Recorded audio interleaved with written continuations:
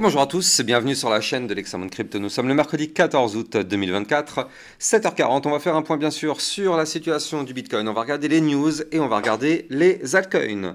Allez, on démarre directement avec le calendrier économique. Effectivement, on voit que là, aujourd'hui, donc le mercredi 14, on a les indices qui vont concerner l'inflation avec l'IPC Core mensuel de juillet, l'IPC mensuel juillet, l'IPC annuel, ainsi que le stock de pétrole brut. Donc là, journée extrêmement importante à partir de 14h30 jusqu'à 16h30.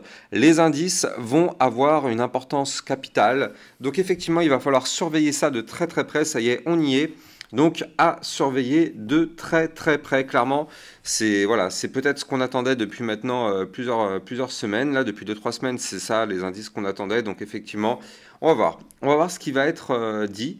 Et aussi donc du côté, bien évidemment, du côté du crypto, Fear and Greed.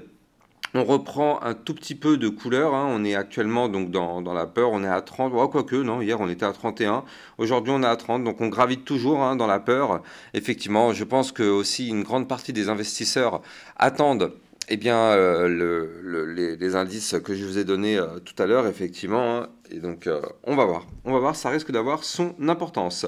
Allez. Du côté des news, pas mal de choses encore à regarder hein, ce matin. Donc là, on commence directement avec, c'est où? Voilà, ça commence ici. Donc on a Vivek Ramaswamy qui prédit que Kamala Harris adoptera l'industrie du Bitcoin et des crypto-monnaies en disant « Je pense que ce sera une bonne chose pour le pays. Cela ne devrait pas être une question partisane. » Donc évidemment, on sait que là, aux États-Unis, il y a une bataille. Il y a une bataille entre les différents candidats à la présidentielle. Et donc, dans cette bataille, forcément, il y a la question des crypto-monnaies. C'est la première fois, hein, parce que les autres années, ou peut-être qu'ils en parlaient les autres années, mais on n'en avait pas trop entendu parler. Mais en tout cas, cette année, effectivement, c'est vraiment une bataille. Les crypto-monnaies sont au cœur du débat. Et ça, c'est plutôt intéressant à suivre.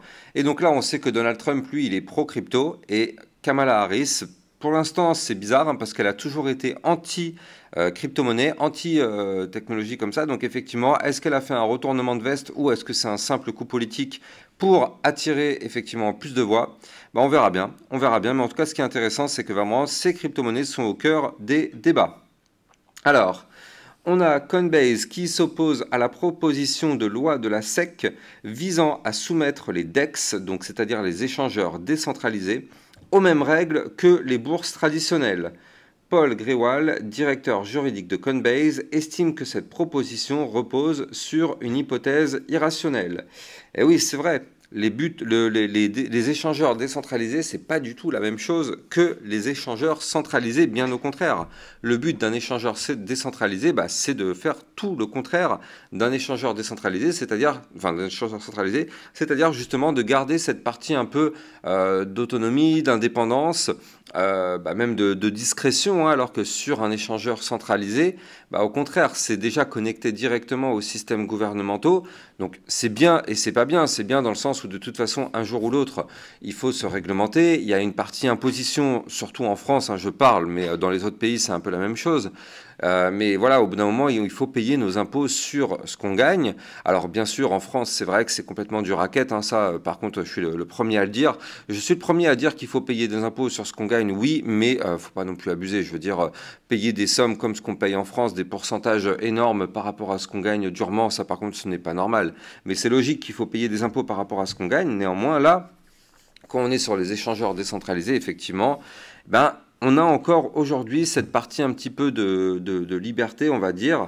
Mais bon, là, c'est vrai que ça commence un petit peu à changer, déjà du côté de la SEC. Mais il faut bien aussi comprendre que la SEC, c'est côté États-Unis, mais il y a la même chose en France avec MiCA. MiCA qui commence à vouloir eux aussi traiter un petit peu la partie des échangeurs décentralisés. Donc, attention à ce qu'ils vont proposer dans les prochaines semaines. On a Metaplanet qui vient d'acquérir à nouveau 500 millions de yens en Bitcoin, donc ça correspond environ à 3,5 millions de dollars américains, c'est quand même assez colossal.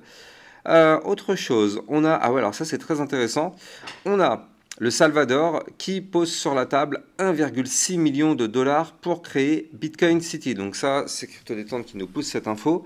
Il y a Yieldport qui est une holding turque qui investira cette somme dans 2 ports maritimes du Salvador, marquant le plus grand investissement privé du pays.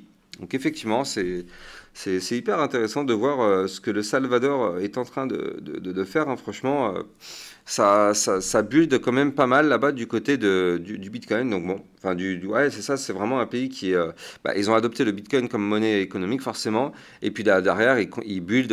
Et puis là, le fait de créer Bitcoin City, je sais pas si vous en avez déjà entendu parler, mais Bitcoin City, comme son nom l'indique, en fait, c'est une ville Bitcoin. Alors, je ne sais pas si vous avez vu les maquettes, les images de ce que ça pourrait être. Effectivement, hein, ça a l'air clairement très très très sympa. Je pense que le but, c'est d'attirer des investisseurs du monde entier. Donc, bon, on verra bien ce qui sera fait. Alors, on a au 30 juin Goldman Sachs, qui détenait 6 991 000 actions d'iShares Bitcoin Trust, donc ce qui correspond environ à 239 millions de dollars. Ils avaient 1 516 000 actions de Fidelity Wise Origin Bitcoin qui correspond à 79,55 millions de dollars et 940 000 actions d'Invesco Galaxy Bitcoin ETF qui correspondent à plus de 56 millions de dollars, ainsi que des actions de Grayscale Bitcoin pour l'équivalent de 35,15 millions de dollars. Donc c'est plutôt pas mal, hein, tout ça aussi, ça fait quand même pas mal d'argent qui sont posés sur effectivement des actions Bitcoin. Et donc là, on a Crypto Détente qui pousse un graphique qui est intéressant à surveiller. Donc là, ça nous montre un petit peu le cycle qu'on a eu entre 2014 et 2017. Vous le voyez, on a eu un cycle. À chaque fois, un cycle, ça se passe en plusieurs étapes. On a toujours une partie bear market, puis une partie consolidation. Donc là, on voit la partie bear market. Après, on a la consolidation ici. Et puis après, on a une première partie de bull run. Puis après, derrière, on ralentit un petit peu. Et boum, on part en deuxième partie de bull run. Et donc là, quand on voit le cycle 2022-2025, on voit qu'on a eu le bear market, puis derrière ici la consolidation fin du bear market, donc ça correspond à ce qu'on a eu ici, effectivement, hein, ça s'apparente grandement. Puis d'après, on a eu la première partie du bull run, effectivement, hein, qui nous a emmené quasiment à 70 000 dollars. Et donc là, depuis maintenant plusieurs semaines, vous le savez, on est en train de retracer. Donc c'est ce qu'on a vécu ici quand on a eu le dernier cycle. Et donc, si on suit effectivement ce tracé, même si je le rappelle que ce qui s'est passé dans le passé ne peut pas effectivement prédire le futur, mais là, en tout cas, si on cherche à reproduire le cycle, eh bien, effectivement, on va pas se mentir, c'est plutôt un copier-coller, donc effectivement très intéressant à surveiller. N'hésitez pas, hein, si vous êtes intéressé, ça se passe du côté du Twitter de Crypto Détente. Allez, on va regarder ce que nous fait notre Bitcoin. Avant ça, je rappelle bien sûr que tout ce que je vais dire dans cette vidéo n'est en aucun cas un conseil financier. C'est à vous de faire vos propres recherches et n'oubliez pas que le trading de crypto comporte des risques de perte partielle ou totale. Donc là, du côté du Bitcoin, regardez comment c'est chirurgical. Ça fait maintenant plusieurs jours que je vous dis que le Bitcoin pourrait former un double bottom et ça y est, on est en plein dedans. Il est là le double bottom, il est là. On a le premier bottom, le deuxième bottom, il est là, on y est. Il n'est pas encore validé, attention, mais il est quasiment formé, regardez ça. Pour valider le double bottom, je rappelle qu'il faut absolument breaker en vue jour les 61 718 dollars, donc on en est maintenant plus très loin. Donc là, il faut bien sûr comprendre qu'on a cherché à réintégrer le range par le bas, les fameux 60 777 dollars, vous le voyez ici ce trait. Et donc hier, une nouvelle fois, on a failli le faire. Hein. Regardez, hier, on a quand même fait une mèche un peu plus tôt dans la journée à 61 633 dollars. Malheureusement, hier, vous le voyez, on a clôturé en dessous le bas du range. Donc là, on est tout simplement en train de tenter la réintégration du range par le bas et c'est exactement le scénario que je vous avais expliqué. Et d'ailleurs, ça ressemble ni plus ni moins au scénario qu'on avait fait un petit peu ici, hein, vous le voyez, tac, on avait cassé le range par le bas, puis derrière, double bottom, on réintègre le range par le bas, signal d'achat, on décolle. Donc là, on a un double bottom sur le bas du range en vue jour. Donc effectivement, si on arrive à réintégrer, donc c'est-à-dire clôturer une journée au-dessus des 60 777 dollars, alors dans ce cas-là, ce serait plutôt une excellente nouvelle parce que tout de même, il faut le noter, ce double bottom est assez important sur le Bitcoin. C'est un double bottom à plus 14%, ayant comme target théorique les 69 514 dollars. Donc pour l'instant, c'est pas validé, ne crions pas victoire, surtout que cet après-midi, on le sait, on a les indices du CPI. Donc à surveiller de très très près. Mais en tout cas, on n'est vraiment pas loin de breaker. Maintenant, ce qu'il faut surveiller, c'est que le ruban de moyenne mobile est juste au-dessus de la tête. Donc là, quoi qu'il arrive, si on break, on aura quand même la résistance des 62 638, ainsi que celle des 63 264. Par contre, si on arrive à breaker ces niveaux clés, alors oui, il est possible de continuer la poursuite haussière pour aller chercher des points plus hauts. Maintenant, ce qui est intéressant, c'est que le Bitcoin, vous le voyez ici, est en train de former des points bas de plus en plus bas. Maintenant, il faudrait qu'on arrive à former un point haut plus haut que son précédent. Donc là, pour avoir une structure haussière, il faut des points bas de plus en plus haut, des points hauts de plus en plus haut. Et donc là, c'est pour ça que ça va être extrêmement important de valider ce double bottom, parce que si on le valide, ça nous permettrait d'avoir un point haut plus haut que le précédent. Et vu qu'on a déjà les points bas qui sont de plus en plus hauts, dans ce cas-là, ça validerait une tendance haussière sur le Bitcoin. Donc on n'y est pas encore, mais ça pourrait arriver bientôt. Là, du côté du momentum MACD, ça y est, vous le voyez, on est en train de tenter le cross bull. Ça y est, enfin.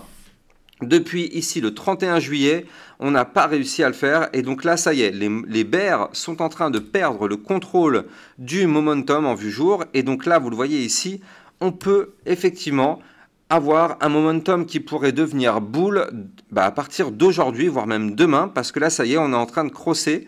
Donc si on clôture la journée au-dessus, ça y est, le momentum serait contrôlé par les bulls. Donc c'est pour ça que là, vous l'avez compris, ça se met en place. On a des points bas de plus en plus haut, des points hauts de plus en plus haut. On a une structure en double bottom. Donc là, on a un momentum bull qui est en train de reprendre un momentum qui est en train de passer bull. Donc là, vous l'avez compris, ça fait quand même plusieurs indicateurs qui nous montrent qu'on pourrait effectivement avoir une remontée. Mais encore une fois, ça va complètement dépendre de ce qui se passe déjà d'un point de vue géopolitique. Hein, vous le savez, avec potentiellement la guerre qui est en train de se préparer. C'est quand même quelque chose d'assez important. Et aussi, donc là, on a cet après-midi la macroéconomie avec les indices concernant l'inflation. Donc à surveiller, mais là en tout cas du côté du Bitcoin, pour l'instant, si on prend juste le graphique, ça pourrait sentir plutôt bon. Maintenant, si on se met en vue 4 heures, souvenez-vous, je vous avais déjà parlé de ce range. Le range qu'on avait suivi pendant tout le week-end, vous le voyez ici. Tac, cette boîte violette qui est là. Donc ça, c'était un range. On a failli été chercher le haut du range hier. Donc là, quoi qu'il arrive, si on pousse, il faut absolument chercher les 61 715. Et oui, c'est le haut du range qu'il faut absolument breaker. Tant qu'on ne break pas ce range, malheureusement, il ne se passera strictement rien. Si on break ce range par le haut, alors dans ce cas-là, ça pourrait être très très bon pour déclencher effectivement un prochain mouvement haussier. Donc là, je vais quand même vous donner les zones de résistance à venir chercher en cas de poussée haussière. Donc on a, comme je vous l'ai dit, les 62 231. On a les 62 655, puis les 63 264, les 64 464, puis les 65 535. Et donc si on continue de pousser, je vous donnerai bien évidemment dans mes prochaines vidéos les prochaines targets. Mais là, en tout cas, du côté du Bitcoin, ça commence à sentir plutôt bon tout ça. C'est en train de reprendre de la force et tant mieux. Alors on va jeter un coup d'œil du côté des altcoins. Avant, je rappelle que bien sûr, si vous voulez suivre toutes mes actualités, n'hésitez pas à venir me suivre sur Twitter. Vous avez le lien en description de cette vidéo. Et je rappelle aussi au passage que dans le club Lexa Rocket, je vous analyse encore plus de crypto-monnaies que ce que vous pouvez avoir sur YouTube. Hier, on a vu quoi comme crypto? Hier, on a vu effectivement, on a vu le Injective, on a vu le Kaspa, on a vu le Inge et le Fetch, le Pendle, le Polygon Matic, le Notcoin, bref, toutes les cryptos que vous voulez que je vous analyse se trouvent dans le club Lexa Rocket. Donc si vous êtes intéressé, vous avez le lien bien sûr en description de cette vidéo. Allez, on va regarder bien évidemment ce que nous fait notre Ethereum. L'Ethereum, qu'est-ce qu'il fait? Alors lui c'est propre, hein, c'est propre aussi, vous le voyez, il est pile poil sur le niveau clé que je vous avais donné. Je vous avais dit que là on avait formé une tasse avec une anse sur l'Ethereum, avec une ligne de coup qui est ici, malheureusement on n'arrive pas à la breaker, mais on a la ligne de coup qui se trouve à 2726 $. Donc là malheureusement tant qu'on ne break pas cette ligne, le pattern en tasse séance n'est pas validé, mais on est à deux doigts de le faire. Donc là très intéressant, les points bas sont de plus en plus hauts, hein, du côté de l'Ethereum il faut aussi le noter. Donc ça, c'est intéressant. Maintenant, il faut absolument breaker ce niveau clé pour pouvoir être propulsé. Donc là, il faut noter quand même que c'est une tasse, une tasse séance à plus combien? C'est une tasse séance à plus 16%, ayant comme target théorique ici le retour à sur le bas du range, donc le retour aux 3122 $. Donc effectivement, ça pourrait être très intéressant. Encore une fois, ceci n'est pas validé et tout va dépendre bien sûr du Bitcoin. À la seconde où Bitcoin crash, vous le savez, tout le marché crypto crash avec lui. Donc là, l'Ethereum va devoir effectivement breaker son niveau clé pour avoir une belle petite remontada, pardon. Du côté du momentum MACD, ça y est, lui aussi, regardez, il est en train de faire le cross bull ici. Donc on espère vraiment qu'on va clôturer la journée au-dessus de la ligne orange pour former et valider ce cross bull et nous permettre effectivement de reprendre de la force. Attention, on a une résistance intermédiaire aux 2900 $ du côté de l'Ethereum. Donc là, à surveiller, ça pourrait effectivement arriver très bientôt. Donc là, ouais, c'est vraiment crypto-monnaie à surveiller. Pour moi, l'Ethereum, ça fait plusieurs jours que je vous le dis. C'est pour moi une crypto-pépite. Alors bien sûr, vu qu'on est en vue jour, ça prend forcément du temps.